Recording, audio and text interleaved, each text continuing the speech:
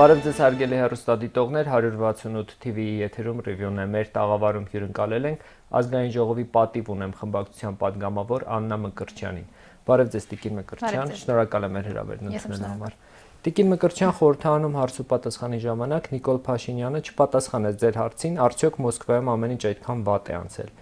Ինչ հուշեց ձեզ նրա լռությունը։ Նախ Նիկոլ Փաշինյանի պահվածքը ինձ պարբերաբար հուշում է նրա մասին, որ անգամ այն կայացած ինստիտուտները եւ օրենսդրական փոխհարաբերությունները, իրավական ավանդույթները, որոնք ձևավորվել էին նույն օրենսդիր գործադիր շփումների ժամանակ, ինքը շատ հմտորեն եւ առանց վարանելու ուղղակի ջարդուփշուր է արել, նույնիսկ չթողնելով են իրավական պարտականությունները, օրենսդրական պարտականությունները, վերահսկողական մեխանիզմները կամ նվազագույն հարգանքը այդ ինստիտուտների նկատմամբ եւս մեկ անգամ ապացուցելով, որ ինքը ինչ ուզում են էլ անում է։ Մի ժամանակ ինչ ուզում են էլ բանակցում էր, տեսանք Արցախի կործանում, հիմա էլ հայկական պետականությունն է կործանում, ինչ ուզել են էլ անելով։ Հարցս այո նրա մասին էր, որ մենք չունենք գոնե հայկական տեղեկատվական աղբյուրներից ինֆորմացիա այն մասին, թե ինչումն էր էությունը հանդիպման, Ռուսաստանի Դաշնության նախագահի հետ հանդիպման եւ ես կարծում եմ միակը չեմ, ում Նիկոլ Փաշինյանը 2018 թվականից հետո սովորացրել է բոլոր տիպի տեսակի լայվերին, այդ ուղիղ եթերներին, ինչ որ գրառումներին, այսինքն մենք դարձել ենք մի պետություն, որտեղ սոցիալական ցանցում գրված գրառումը շատ ավելի նշանակություն ուներ, քան ցանկացած պաշտոնական կայքում կառավարական տեղեկատվության տրամադրումը։ Հիմա այդ մարդը մեզ ոչ միայն զրկել է այդ կառավարական մատուցվող պաշտոնական եւ պատշաճ տեղեկատվությունից, այլ նաեւ այդ ինչ ասեմ, փայլուն եւ աննախադեպ իր բառապաշարով լայվերը եւ գրառումները մենք չենք տեսնում, ինչը ենթադրում է մեկ բան։ Իրավիճակն այնպիսին է, որ անգամ մանիպուլյացիայով, ստով ու կեղծիքով իշխանությունը զավթել կարողացած անձնավորությունը չի կարողանում այդ ամենը մանիպուլացնել եւ կեղծել։ Գիտեք,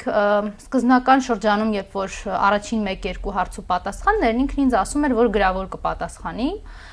նախորդին մոտեցել էր, փորձելով ուղղակի ազգային անվտանգության ծառայության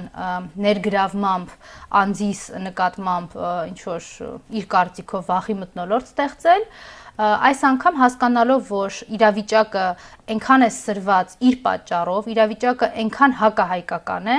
որ ցանկացած նախադասություն, որ ինքը կմոտենա ամբիոնին եւ կասի, օգտագործվելու է իր իսկ դեմ։ Ես մեկ այլ օրինակ էլ բերեմ այդ թեմայով, այն փակ նիստը, որ իրենք անցկացրեցին, ընդդիմությունը վստահ եմ կհիշեք, Հայաստանի Հանրապետության սահմաններին եւ Արցախում տիրող իրավիճակի վերաբերյալ հրատապ քննարկում էր պահանջել եւ այդ հրատապ քննարկումը չէր ենթադրում, որպեսզի այն լինի դռնփակ, ինչու որովհետեւ այդտեղ հարցը ոչ թե պետական գաղտնիքին տիրապետելու մասին էր կամ այդ գաղտնիքի որոշակի աստիճաններին հասանելիություն ունեցող անձանց շփումն էր, այլ հանրությանը այն մասով, որ մասով դա հնարավոր է,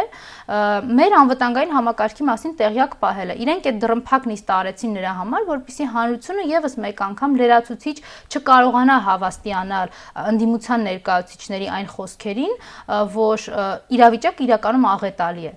Պարբերաբար մեզ ներկայացվող քարտեզներ, որոնք իրականության հետ կապ չունեն, որոնց մենք պարզապես պարզ հարց ենք տալիս։ Ինչ իրավական հիմք ունեն։ Դա պետական գաղտնիք չի, դա կամ պատմական ակնարկ պիտի արվի, կամ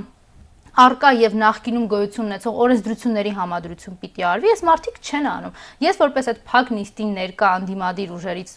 ներկայացված падգամավոր ուզում եմ ասել, որ դա ուղղակի խայտարակություն էր։ Այդ նույն բանն էլ հարց ու պատասխանին էր։ Մանիպուլյացիա, սուտ, ամեն անգամ երբ ինքը մոտենում էր ամբիոնին, հերթական անգամ այդ ստերներին, բայց մի փոքրիկ բացառություն եմ ուզում անել, որ ամեն անգամ, երբ որ անդիմադիր падգամավորների հարցերին ինքը այնուամենայնիվ որոշում է մոտենալ եւ պատասխանել, ինքնախոստովանական ցուցմունքի տպավորություն է թողնում։ Մենք փաստորեն նախորդ հարց ու պատասխանին լսեցինք Հայաստանի Հանրապետության վարչապետի աթոռը զբաղեցնող մարդուց, որ ինքն է տվել զորքերի հետ քաշման հրամանը։ Ինչ իրավական հիմքով է տվել, ում հետ է բանավոր խոսացել, ում հետ է օպերատիվ կապով խոսել, այս ամեն ինչը մենք չգիտենք, բայց մենք իմացանք, որ ինքն է տվել այդ հրամանը։ Ու սա շատ կարևոր է հետագայում քննության համար։ Նախ մի ճշտում գրավոր պատասխանել են ձեր հարցերին։ Իհարկե ոչ, գրավորել չեմ պատասխանում, ես ուզում եմ ավելին ասել, որ ոչ միայն բանավոր հնչեցրած հարցերը գրավոր պատասխան չեն ստանում, այլ նաև գրավոր հարցերս ստանում են ոչ պատշաճ պատասխաններ, ոչ պատշաճ ժամկետներում պատասխաններ, չեն պատասխանում այն պաշտոնյաները, ում ուղղված է եւ ում լիազորությունների շրջանակներում է պատասխանել, այլ ինչ որ նախարարությունների կամ այլ գերատեսչությունների մակարդակով փորձում են ներողություն բառից համար սվաղել իրականությունը, որովհետեւ պարբերաբար հնչող հարցերին իրենք բանավոր տարբեր հարցազրույցների ընթացքում падգամավորների հետ շփումներում ասում են մեկ բան, գրավոր պատասխանում են մեկ այլ բան,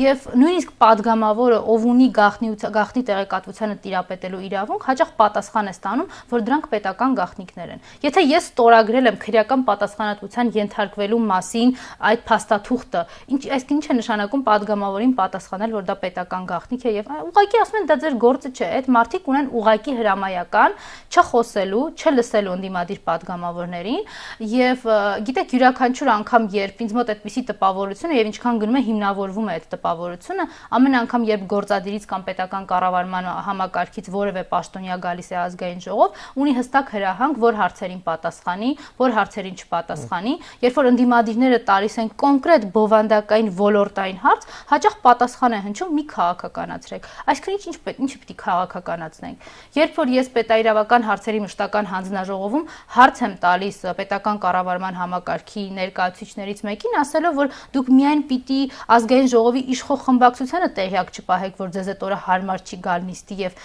ընդդիմադիրները գան ուղակի փաստի առաջ կանգնեն, տեսնեն, որ դուք այդտեղ չեք։ Դուք պիտի նաեւ մեզ տեղեկացնեք, պատասխանը այն է, որ մի քաղաքականացրեք։ Այսինքն ինչը չքաղաքականացնենք։ Բայց մյուս կողմից իրենք լրիվ հակառակն են ասում, այսօր օրինակ падգամավոր Արթուր Հովհաննիսյանը ասում է, որ չկա մի հարց, որի պատասխանը իրենք չունեն, եւ չկա մի հարց, որի վերաբերյալ հանրության հետ չեն խոսում։ Իրենք հանրության հետ շատ վաղուց չեն խոսում, իրենք հանրության հետ իրենց իշխանական խմբակը խոսում էր մշտապես ստի ու կեղծիքի լեզվով։ Հիմա մեկ փաստ ուզում եմ անպայման արձանագրենք, այդ սուտն ու կեղծիքը այլևս չի աշխատում եւ իրենք այլևս չեն խոսում։ Այն արագությամբ, ինչպես իրենք են ազգային ժողովի միջանցքներում փախչում լրագրողներից, այն արագությամբ եւ օպերատիվությամբ, ինչպես ԱԱԾ ախրանիկներն են Նիկոլին շրջապատում, որ հանգարց որևէ լրագրող կամ ել չեմ խոսում քաղաքացու մասին մոտենա եւ ինչ որ հարց ուղի,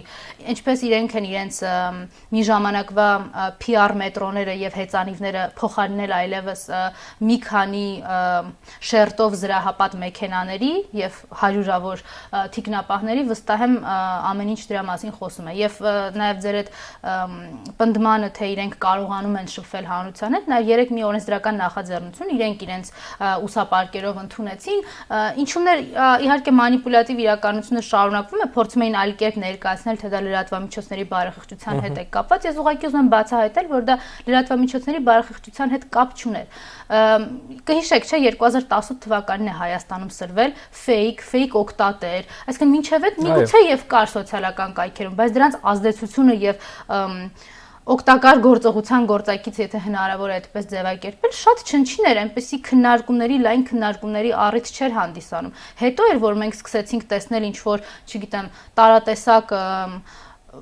զանազան անուններով ֆեյքերի, ովքեր պաշտպանում էին Նիկոլին, Նիկոլի նկարներն էին կիսվում, ինչ որ իր գրառումներն էին փորձում տարատեսակ անձանց վերաբերյալ, ինչ որ ինքը չէր ասում, այլ շուրթերով էին ասում։ Հիմա այդ մարդկանց երևի այդ ֆեյքեր աշխատացնողների լսարանները եւ այդ ֆեյքերի լսարանները պակասել են, որովհետեւ մարդիկ արդեն լրատվություն են ուզում տեսնել, վերլուծական միտք եւ այլն։ Իրենք ինչ արեցին, լրատվամիջոցներին արգելեցին դրանք տարածել, մեծացնելով իրենց ֆեյքային, հետ բերելով իրենց ֆեյքային հետևորդների հնարավորություն, ասում են Ժողովուրդ ջան, մի նայեք լրատվամիջոցներ, այն ֆեյքերին հիշում եք, որ 18 թվականից բուծել էին։ Հիշում եք նրանց, որ հիմա քրեա օլիգարխների միլիոններով կարողանում ենք պահել։ Այ դրանց լսեք, կարդացեք եւ այդ կեղծ իրականության մեջ շարունակեք ապրել։ Բայց իրենք ասում են, որ այդ նույն օրենքով իրենք փորձում են ժողովրդավարությունը պաշտպանել ռևանշիստներից։ Իրենք ժողովրդավարությունը պաշտպանում են նաև Նիկոլ Փաշինյանին հայհոյողին, Նիկոլ Փաշինյանին վերաբերյալ քաղաքական գնահատական հնչեցնողներին քրեական պատասխանատվության ենթարկել։ Այդ մարդիկ կարծեմ 9 քրեական գործ են հարուցել արդեն Նիկոլ Փաշինյանին դավաճանության մեջ մեղադրողների, Նիկոլ Փաշինյանին դավադրության մեջ մեղադրողների եւ մարդկանց նկատմամբ, ովքեր ասում են, որ դու ինչ իրավունք ունես Ալիևի հետ վերելակում մեր հայրենիքի մասին խոսել, դու ինչ իրավունք ունես Ալիևի հետ օպերատիվ կապով խոսել, դու ինչ իրավունք ունես Հայաստանի Հանրապետության պետական սահմանից հետ կանչելու մեր, հետ քաշելու մեր զինված ուժերը։ Այս հարցերը բոլորը քրեաիրավական բնութագրիչներ ունեն եւ նրա փոխարեն, որ սրանք լինեն հանրային հաղորդումներ հանցագործության մասին, մեր իրավապահ համակարգը եւ այդ նույն մարդիկ, ովքեր այլևս խուսափում են հանրության աչքերին նայել, փորձում են ուղղակի լռեցնել վախի եւ քրեական պատասխանատվության քողի ներքո, որովհետեւ կարծում եմ նորություն չի, այդ մարդիկ կորոնավիրուսի դեմ պայքարում էին արտակարգ դրության մասին ռեժիմի մեջ լրատվամիջոցներին եւ ազատ խոսքը սահմանափակելով, այլ տեղեկատվություն չէր կարելի հրապարակել, տպավորության, որ կորոնավիրուսը իմ կամ ձեր գրառումից էր Facebook-յան ակտիվանալու, այդպես իր ազդեցությունը ուժեղացնելու, նույն ռազմական դրության ընթացքում էր այդ մարդիկ փոխանակ հասկանան, թե ինչ են անում եւ ինչպես են կոնսոլիդացնում հայկական ուժերը թշնամու դեմ, իրենք ուղղակի իմ ու ձեր հետևից էին գալիս գրառումների եւ լրատվամիջոցների հետևից էին գնում, նույնը անում են հիմա։ Ազգային ժողովի նախագահության կողմից ձեզ ինչ որ ցանկ ներկայացվել է բառերի, որոնք չպետք է կիրառեք, որովհետև մի տեսակ տպավորություն է, որ իրենց կարելի է տարատեսակ բառեր ասել, օրինակ ընդդիմադիրներին կամ կիպրահայությանը սրիկաներ անվանել եւ դրա համար որևէ ազգային ժողովի նախագահության կողմից պատիժ, այսպես ասած, չի սահմանվում, բայց հենց ընդդիմության կողմից որևէ անցանկալի բառ են լսում, միանգամից տարբեր միջոցներ են փորձում կիրառել։ Ազգային ժողովի նախագահությունը, ազգային ժողովի 8-րդ գումարման ազգային ժողովի առաջին իսկ օրվանից չի կարողացել ապահովել ազգային ժողովի բնականon գործունեությունը։ Ազգային ժողովի նախագահները, չնայած միշտ ներկայացված են եղել որոշակի քաղաքական ուժի եւ ընտրված են եղել որոշակի քաղաքական ուժի, սովորաբար հենց իրենց քաղաքական ուժի կողմից, մշտապես ձգտել են լինել անաչառ եւ եթե թույլ կտակ ես կարծիքս հայտնեմ, մինչեւ 2018 թվականը անգամ նկատելի էր, որ ընդդիմադիր падգամավորների նկատմամբ շատ ավելի ներողամիտ են, շատ ավելի հանդուրժող են, քան սեփական ֆրակցիայի նկատմամբ հենց ապացուցելու,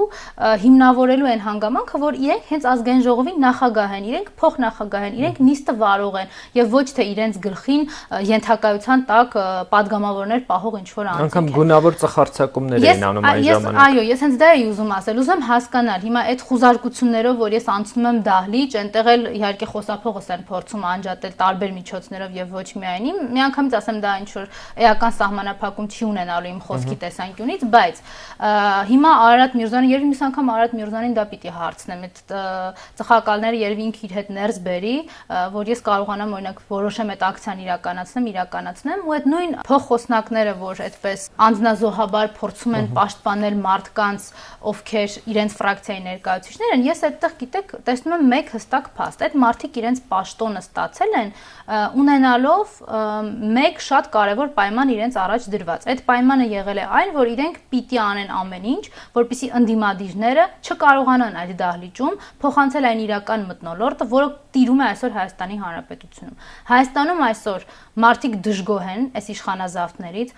Հայաստանի Հանրապետությունում լայն շրջանակների մոտ այլևս խոսակցության առարկա չէ, այս մարդը դավաճան է թե չէ, հստակ է խոսակցությունը գնում է այն ուղղությամբ, որ ինքը դավաճան է։ Այլ հարց է, երբ որ խոսակցությունը ծավալվում է այն ուղղությամբ, թե ինչ պիտի անել, որ սրան վռնդեն, այստեղ միգուցե տարակարծություններ եւ մեթոդաբանություն փոփոխվում է։ Բայց այն, որ այս անձինք Հայաստանի Հանրապետությունը կործանողներն են, սրա հետ կապված տարակարծություն եւ մեծ այլակարծություն չկա։ Խնդիրը երևի թե սա է եւ ամեն անգամ, երբ որ մենք, ես կլնեմ, իմ գործընկերները կլնեն, բացահայտում են այդ ճշմարտությունը, բարձրաձայնում են այդ ճշմարտությունը, այս մարդիկ ընկնում են դիսկոմֆորտի մեջ։ Իրանք մի 5-10 րոպեով մեր ելույթների ընթացքում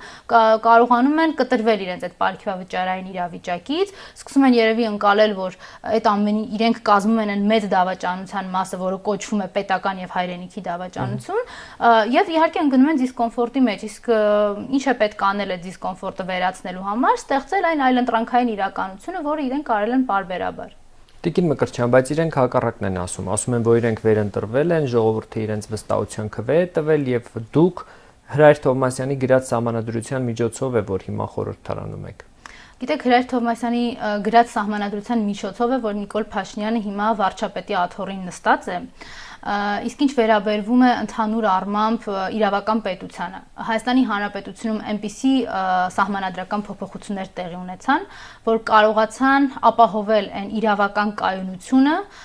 որը ամեն կերպ փորձում էին խաթարել այս իշխանազավթների խմբակը։ Բացառապես այդ խորհրդարանական պետության եւ այն գործուն իրավական ճկուն մեխանիզմների շնորհիվ էր, որ Հայաստանի Հանրապետությունը գոնե ձևական առումով այս պահին գոյություն ունի, որովհետեւ իրենք ամեն ինչ ուզում էին անել, որպեսզի Հայաստանի Հանրապետությունը ոչ միայն բովանդակային առումով սնանկանա, այլ նաեւ ձևական առումով վերանա։ Դա այդ սահմանադրության եւ այդ սահմանադրությունը գրած անձանց շնորհիվ է նաեւ եւ այն քաղաքական մեծամասնության, ով ընդունեց այդ սահմանադրությունը եւ ունեցավ այդ քաղաքական կամքը, այդ հակակշիռների ու զսպումների մեխանիզմները բյուրեղացնելու եւ հաստատելու մասով։ Ինչ վերաբերվում է վերընտրվելու հետ կապված, կարծում եմ նախորդ թիմ ընտրությունները շատ լավ ցույց տվեցին իրենց իրական քվեն, շատ լավ ցույց տվեցին, թե ինչպես է, երբ որ էլի հավասար պայմաններ չեն, գիտեք, որտեվ հավասար պայման չէ, երբ Գորիսում ձերբակալում են Արուշ Արուշանյանի շտաբի ներկայացուցիչներին։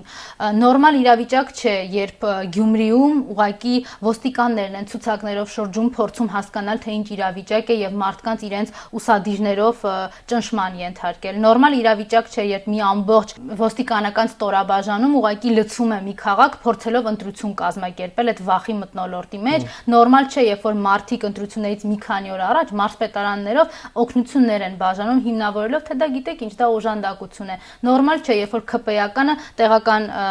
ընտրատեղամասի դիմաց կանգնած 20000 դրամանոցները ձեռքը չգիտես ինչով ազբաղվում, վերջում էլ մեզ ասում են դա ինչ էր, այդ մարդու անձնական գումարներ, չգիտեմ ինչ, հիմար բացատրություն տվեցին։ Դե երեք էլ խորհրդարանից էր ինչ որ քարոզ գնում, մի տիկին ասում էր կապանում էր։ Այո, այս ոչինչը նորմալ չէ եւ այս մարդիկ երբ որ խոսում են ընտրություններից, նույնիսկ այն պարագայում, երբ որ վարչական լծակը փողը, իշխանությունը ամեն ինչ ծառայեցրել են իրենց համար, անգամ տեղական ինքնակառավարման մարմինների ընտրությունները հունիսից մի քանի ամիս հետո անցկացված լրիվ այլ բանի մասին խոսեցին։ Իրենք ինչպես են եկել իշխանության, կարծում եմ արդեն շատ-շատերին է Հայաստանում պարզ, որ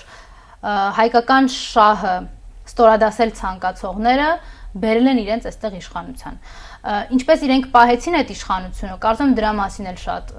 հրապարակումներ դեռ կլինեն, բայց այն հանգամանքը, որ հունիսի 20-ի ընտրությունները եղել են տոտալ վախի մթնոլորտում, ոչ ազատ եւ անարդար ընտրություններ, ես դրանում կասկած չունեմ։ Տիկին Մկրտչյան, այսօրին ամենից շատ հնչող հարցն այն է, թե ինչ է սպասվում նոյեմբերի 9-ի վերջը, դուք էլ ձեր խոսքում դրա մասին խոսեցիք, ընդդիմությունն ինչ տեղեկություններ ունի եւ հնարավորություն ունենալու է կանխել երկրորդ կապիտուլյացիայի ստորագրումը։ Ընդդիմությունը չի կարող որևէ տեղեկատվություն ունենալ, ինչպես չի կարող ունենալ հայ հասարակությունը, ինչպես չուներ հայ հասարակությունը եւ ընդդիմությունը 2020 թվականի նոյեմբերի 9-ին, երբ Նիկոլ Փաշինյանը բունկերում ստորագրում էր Արցախը հանձնելու եւ Հայաստանի անվտանգային համակարգը քայքայելու պայմանագիրը։ Գիտեք, այդ նոյեմբերի 9-ում, նախորդ տարվա նոյեմբերի 9-ը երկու կարևոր կետ ուներ, գոնե հայկական կարող եմ ասել, դա այն հանգամանքն էր, որ գեյները պիտի անհապաղ վերադառնան եւ այն հանգամանքն էր, որ մեր զինված ուժերը կանգնում են այնտեղ, որտեղ որ իրենք կանգնած են փաստացի։ Այս երկուսն էլ Նիկոլ Փաշինյանը երևի չի կարողացել ուղղակի չներառել, բայց իր բանավոր պայմանավորվածությունների համաձայն կարողացավ այս երկուսն էլ ուղղակի իջիկ դարձնել, անմիջապես այդ հայտարարությունից հետո ի հայտ բերեց ինչ-որ ականապատ քարտեզների մասին տեղեկատվություն, ով էր դրանց մասին խոսում, որևէ միջազգային հարթակ, որը պարտադիր է համարում հայ քաղաքացիների ռազմագերիների վերադարձը Հայաստան, չի խոսում ինչ-որ այլընտրանքային պարտավորությունների մասին, խոսում են բոլորը բոլորի դեմ եւ անմիջապես վերադարձի մասին։ Իրենք ասում են Ադրբեջանը այսպես մարդասիրական քայլ է անում գերիներին վերադարձնելով, մենք էլ նույն կերպ պատասխանում ենք։ Որ ասում իրենք թուրքի ստրուկ են, ասում եք այդպես չի։ Այսինքն մարդ, ով որ ունենալով միջազգային բոլոր հնարավոր մարդասիրական եւ վերազգային կազմակերպությունների հայտարարությունները առայն, որ առանց պայմանի պիտի գերիները վերադարձվեն, ունենալով փաստաթուղթ դրա մասին, ասում որ Ալիևը մարդասիրական քայլ է անում։ Իրոք կարող է Ալիևը մարդասիրական քայլ է արել, որ Ստեփանակերտել չի հասել։ Այս ինչի մասին է էլի խոսքը։ Այսինքն այս մարդկանց հետ նստես ինչ խոսես, որ ասում սրանք պիտի անհապաղ հեռանան, որովհետև սրանց հետ խոսել հնարավոր չէ։ Մարդով մտածում է, որ հայկական հողը անկլավ անվանելով կարող է մնալ քաղաքական դաշտում, կարող է իրեն անվանել պետական պաշտոնյա։ Խաղաղության դարաշրջան են հաստատում այդպես էլ։ Հա, այդ դեպքում Հայաստանի վերացումը մենակ թուրքերի համար է խաղաղության դարաշրջան բացելու։ ոչ թե Հայաստանի։ Իշխանությունները նախ մերժեցին Արցախի հարցերով հանձնաժողով ստեղծելու ընդդիմության առաջարկը, ապա օրեսօր մերժեցին հայտարարություն ընդունել Արցախի եւ Հայաստանի շուրջ ստեղծված իրավիճակի վերաբերյալ։ Բացատրությունն այն էր, որ ժամանակը քիչ է եղել, չեն կարողացել նորմալ ծանոթանալ եւ առաջարկներ ներկայացրել։ Հիմնավոր էր այս բացատրությունը եւ իրականում ինչու են մերժում, այսպես հետեւականորեն, սա քաղաքականություն է, որովհետև այդ հայտարարության մեջ, որը հրապարակվեց երկու ընդդիմադիր խմբակցությունների կողմից, չկար որևէ ներքաղաքական կամ քաղաքական անդրադարձ։ Այնտեղ խոսվում էր նրա մասին, որ կառավարությունը իրավունք չունի Հայաստանի Հանրապետության պետական սահմանների եւ տարածքային ամբողջականության մասին կայացնելու որևէ որոշում առանց իրավական ընթացակարգերի։ Այսինքն դա օրենսդրական Հայաստանի Հանրապետության իրավական համակարգով ամրագրված դրույթ է, որտեղ Հայաստանի Հանրապետության տարածքային ամբողջականության փոփոխությունը բացառապես հանրաքվեով պիտի իրականացվի։ Ինչպես այդ մարդիկ կարող են սրան կողմ լինել։ Իհարկե չեն կարող, որտեղ իրենք հիմա փաստացի շատ լավ հասկանալով, որ միայն հանրաքվեն է իզորու հայկական պետականության տարածքները փոխել եւ տարածքային ամբողջականության այլ բնագիծ սահմանել, իրենք շատ լավ դա հասկանալով հիմա փաստացի Թուրքին են հանձնում բոլոր հնարավոր եւ իր համար ցանկալի բարձունքները եւ միջանցք կանվանեք, ճանապարհ կանվանեք, այդ բոլոր այդ ատրիբուտները, հետո մեզ կանգնեն ասեն դե ինչ հարակվե անենք, փաստացի այնտեղ կանգնած են։ Բայց թող իրենք չմտածեն, որ սա իրենց փրկել է, որտեղ ամեն լրացուցիչ Թուրքի ոտք, երբ որ ներեղ ուժում Հայաստանի Հանրապետության տարածք, դա իրենց համար պետական դավաճանություն է։ Դա իրենց կողմից Հայաստանի Հանրապետության տարածքային ամբողջականությունը դիտավորյալ չպաշտպանել է, որոնք քրեորեն պատժելի արարքներ են։ Քարտեզների մասով Անվտանգության խորհրդի քարտուղարն ասել է, որ այս պահին հստակություն չկա, թե որ քարտեզներն է հիմք ընդունվելու Հայաստանի եւ Ադրբեջանի միջև սահմանազատման եւ սահմանագծման համար, բայց միևնույն ժամանակ նշել է, որ իրավական հիմք ունեցողը 20-ականների քարտեզն է։ Դեմարկացիայի եւ դելիմիտացիայի համար որ քարտեզները պետք է հիմք ընդունվեն, դուք քննարկումներ ունեցել եք այս մասով։ Նորից եմ կրկնում, այս իշխանությունը ներկայացնողների հետ որևէ քննարկում տեղի չի ունենում բովանդակային մի պարզ պատճառով, որտեղ իրենք այդ բովանդակային քննարկման առավել եւս բովանդակային բանավեճի պատրաստ չեն, որտեղ իրենք չեն ցանկանում հայկական շահը պահպանելով անել նույն դեմարկացիա եւ դելիմիտացիայի գործընթացները։ Իրենց համար այս ամեն ինչը մաքսիմալ քողարկելու շղարշի տակ կարողանան այդ գործընթացները փաստացի իրականացնեն, որ հետո իրավական գործընթացով այլևս ոչինչ փոխել հնարավոր չլինի։ Այսինքն ամեն անգամ, երբ որ մենք ասենք, այս ադրբեջանցին մտել է հայկական տարածք, ինքը մեզ կանգնի ասի, բա ինչ նոր պատերազմ եք ուզում։ Այսինքն Սև լճի հետ կապված ասում ենք, այս մարդկանց վրընդեք ստերից, ասում են նոր պատերազմ եք ուզում։ Տավուշի բնակավայրերի հետ ասում ենք, ասում են նոր պատերազմ եք ուզում։ Վերին շորժայի հետ կապված ասում ենք, այս մարդիկ գեղարքունիք են ասել, ասում են պատերազմ եք ուզում։ Հասկանում եք ինքը ինչին է հակադրում։ Այսինքն հայկական շահը պահպանելը Հայաստանի Հանրապետության զինված ուժերին համարժեք եւ համապատասխան հրահանգներ տալու փոխարեն եւ նաեւ այդ հրահանգներին համարժեք սպառազինությամբ ապահովելու փոխարեն ինքը կանգնում ասում է ինչ եք ուզում ինձանից։ Ստացվում է, որ այս մարդը իրականում չունի հայկական շահը պահպանելու խնդիր։ Իսկ ինչ վերաբերվում է այդ քարտեզներին, այդ քարտեզները բոլորը վարչատարածքային բաժանումների մասին են եւ իրենք վարչական սահմանների մասին են։ Հայաստանի Հանրապետությունը որպես անկախ պետություն եւ նույնիսկ ԽՍՀՄ կազմում որպես պետություն չի ունեցել Ադրբեջանի հետ համաձայնություն պետական սահման գծելու վերաբերյալ։ Սա հստակ է եւ սա պետք է հայ հանրությունը շատ լավ հասկանա առանց Նիկոլ Փաշինյանի մանիպուլյացիաների, չնայած ես դες մի դիտարկում անեմ, հարց ու պատասխանի ժամանակ ինքը մի 3-4 անգամ, հետո ընդդիմադիրներին ասում են չեք այդ հարցը 3-4 անգամ տալի, որտեղ դու 3-4 անգամ էլ տարբեր բան ես պատասխանում, մոռանում ես նախկինում ինչ ես խաբել, վերջում միգուցե գաս ճիշտն ասես արդեն, եւ այսպես հպանցիկ շատ ինքը խոսեց նրա մասին, որ այո, այդ քարտեզները իրավական հիմք չունեն եւ իրենք հիմա փորձում են գտնել այդ իրավական հիմքերը ակամայից խոսելով նրա մասին, որ խնդիր է հենց հայկական եւ ադրբեջանական պետական սահմանի գծման վերաբերյալ, որտեղ մարդը երբ որ ասում է, գիտեք ինչ, ԽՍՀՄ քարտեզներով ճանապարհը անցնում է Ադրբեջանով, այդ նույն ԽՍՀՄ քարտեզների մի քանի տարի հետո հրատարակված քարտեզով հակառակն է 500 մետրը մեկ, այդ տարածքային սահմանները փոփոխվում են, եւս մեկ անգամ լինելով ապացույցն այն բանի, որ դրանք վարչական սահմաններ են, որովհետեւ ԽՍՀՄ պետությունը նպատակել չի ունեցել Հայաստանի եւ Ադրբեջանի միջև պետական սահման գծելու։ Եվ Այն հանգամանքը, որ երկու պետությունները չունեն նման համաձայնություն, չի կարող օգտագործվել իդեմ Հայաստանի։ Հակառակը պետք է օգտագործվի իշա Հայաստանի, բայց ամբողջ խնդիրն է, որ այդ անձնավորությունը, այդ մարդը, որ իբր հիմա բանակցում է Հայաստանի Հանրապետության անունից, այդ մարդը, որ իբր գալիս ասում է, ես եմ ռազմաքաղաքական ղեկավարությունը, չգիտեմ, պատասխանատուն եւ այլն, այդ ամեն ինչը շատ լավ է ասում, բայց կասի քննիչի մոտ արդեն հերքելու դեպքում, երբ որ ասի ես չեմ հրահանգները տվել, կարծում ես հարց ու պատասխանները բավականին օգտակար կլինեն ինքնախոստովանական ցուցմունքի տեսանկյունից, բայց այս պահի դրությամբ այդ անձնավորությունը ցանկություն չունի պահպանելու հայկական շահը։ Այդ անձնավորությունը լրացուցիչ անգամ գալով ազգային ժողովրդի նյարդային վիճակ ինչի՞ց է հենց, որտեվ ամեն անգամ դուք նկատել եք, չէ, որ իրենց մոտ գրված դրված հարցեր են հիմնականում, երբ որ իրենց իշխանության падգամավորները անգամ արձագանք չունեն այդ հարցերին, ակնհայտ է, որ ասել են այս հարցը տվեք, պիտի գա ինչ-որ բան հնչեցնի, էլի սուտ թվեր, չիրականացող ինչ-որ սոցիալական աջակցությունների եւ այս անգամ էլ որոշել են սուբսիդիաներից խոսել, այդ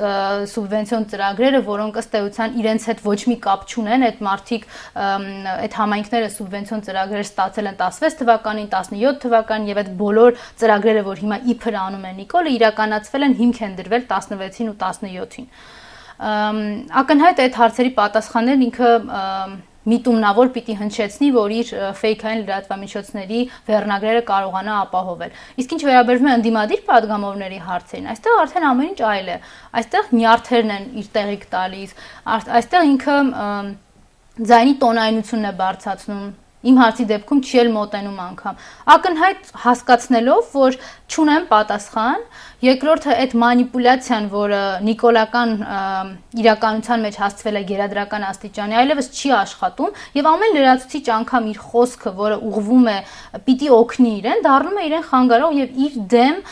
ապացույց հայ հանրության համար, որ այս անձնավորությունը գործ չունի եւ չպիտի ունենա վարչապետի աթոռին։ Ընդդիմությունն ինչ անում, որ նա չլինի վարչապետի աթոռին, տպավորություն է, որ միայն խորհրդարանով սահմանափակվում եք, այսինքն որևէ այլ ակցիաներ մենք այս պահին չենք տեսնում։ Գիտեք,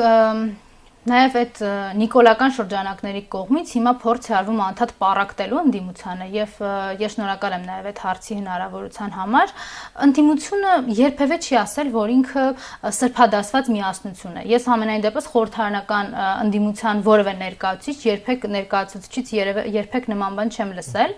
Ընդհակառակը մենք խորհրդանում անում ենք այն, ինչ կարողանում ենք։ Եթե հարցնում եք ինձ, ապա այո, խորհրդարանական ընդդիմությունը այս պահին խորհրդարանի ամբիոնը օգտագործում է մաքսիմալ հնարավոր բոլոր ձևերով։ Մենք որևէ կերպ հետքայլ չենք կատարել մեր սկզբունքներից եւ ամեն անգամ դրանց կարողանում ենք ասել, որ մենք ձեզ հետ աշխատելու ոչինչ չունենք, մենք կարծում ենք, որ դուք հայկական շահը ներկայացնող չեք եւ պիտի այստեղ չլինեք։ Սրա վառ ապացույցն այն է, որ պարբերաբար սրանք փորձում են ինչ-որ էլի սուտը, կեղծիքը եւ իրականությունը գլխի վար շուռ տալով տպավորություն ստեղծել, թե մենք իրենց հետ դռնփակ քննարկումներ ենք անում, տպավորություն ստեղծել հանձնաժողովի նիստի ժամանակ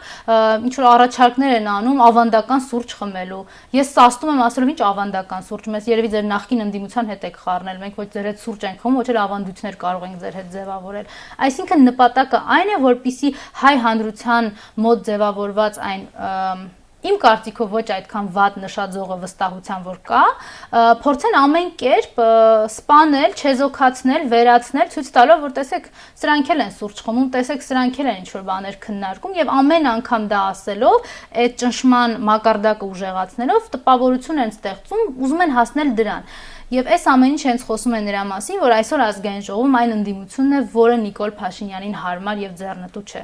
Ես վստահ եմ եւ պարբերաբար լսել եմ իմ ընդդիմադիր գործընկերներից էլ, իմ ընկերներից էլ, ես էլ մեկ անգամ կարող եմ հավաստել այդ մանդատը ոչինչ է մեզ համար, եթե չլինի միջոց Նիկոլին վռնդելու։ Մենք այն ընդդիմությունն ենք, ով փողոցում ամիսներ շարունակ պայքարել է միայն սրան հեռացնելու համար։ Եվ մենք հիմա էլ շարունակելու ենք այդ ամենը անել։ Եվ եթե կա ինչ-որ մեկ, ով մտածում է, որ այսօր ինձ վրա օրինակը բերեմ,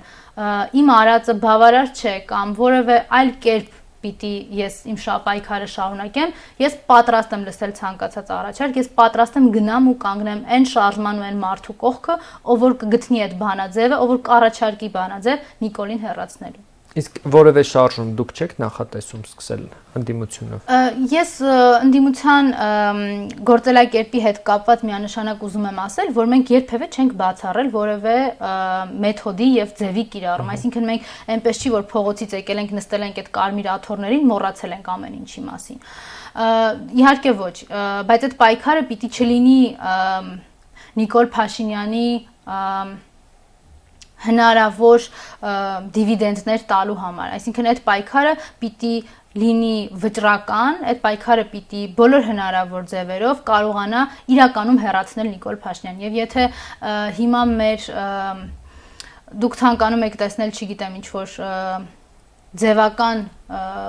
գործելակերպ, գործողություններ ընդդիմության կողմից, որովհետև քննադատությունները հիմնականում այդ ուղղությամբ են, ասում են ազգային ժողովում խոսում եք, ամեն կերպ փորձում են ձեզ սահմանափակել։ Գոնե ինչ-որ ակցիաներ սկսեք։ Գիտեք, այդ ասողներին ես հենց մի բան եմ ուզում ասել, նույն ազգային ժողովի խոսելու հետ կապված, ազգային ժողովում բոլոր հնարավոր ձևերով, այո, ճիշտ եք,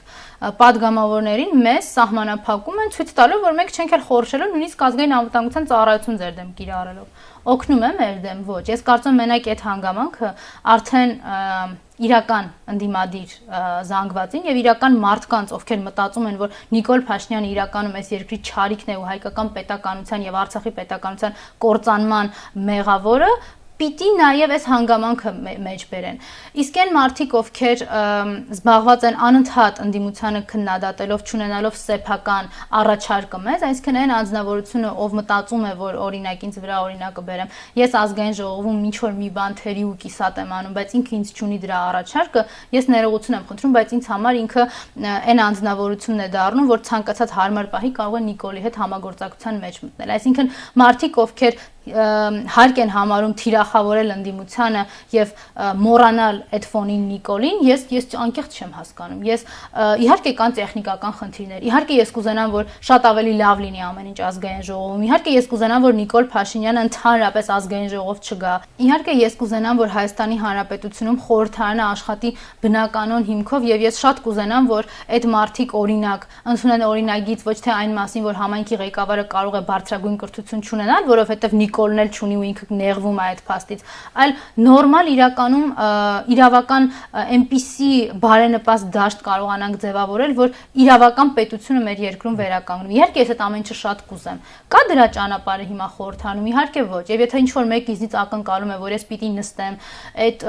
իշխանավոր կոչվածների հետ, քննարկեմ հանրային ծառայության մասին օրենքը կամ աշխարհագրական անվանումների մասին օրենքը կամ խոսեմ քաղաքացիական օրենսդրությունում առկա բազմաթիվ խութերի մասին, ես դա չեմ անելու, որովհետև դա նորմալ չէ։ Մի երկրում, որտեղ ինձ գլխավոր շտաբի պետի տեղակալը չի կարողանում ինձ որպես ազգային ժողովի падգամավորի, ինձ որպես Հայաստանի Հանրապետության քաղաքացու չեն կարողանում պատասխանել, թե ինչ է կատարվում իմ պետության սահմանի երկայնքով, թե իմ որ մարզի բնակավայրերն են վտանգված եւ ես ամեն օր վախով սպասում եմ, թե իրենց աներձակով, քավորով, չգիտեմ ինչով, երբ պիտի կանգնեն, որ մի բնակավայրը պիտի անվանեն անկլավ, ես էլ սկսեմ ապացուցել, որ դա անկլավ չի եւ ադրբեջանական չի, ես չեմ պատրաստում այս պայմաններում նորից եմ կրկնում քննարկել հանրային ծառայությունների մասին օրենքը։ Շնորհակալ եմ զրույցի համար։ 168 TV-ի եթերում ռիվյուներ, հետևեք մեր հետագա թողարկումներին։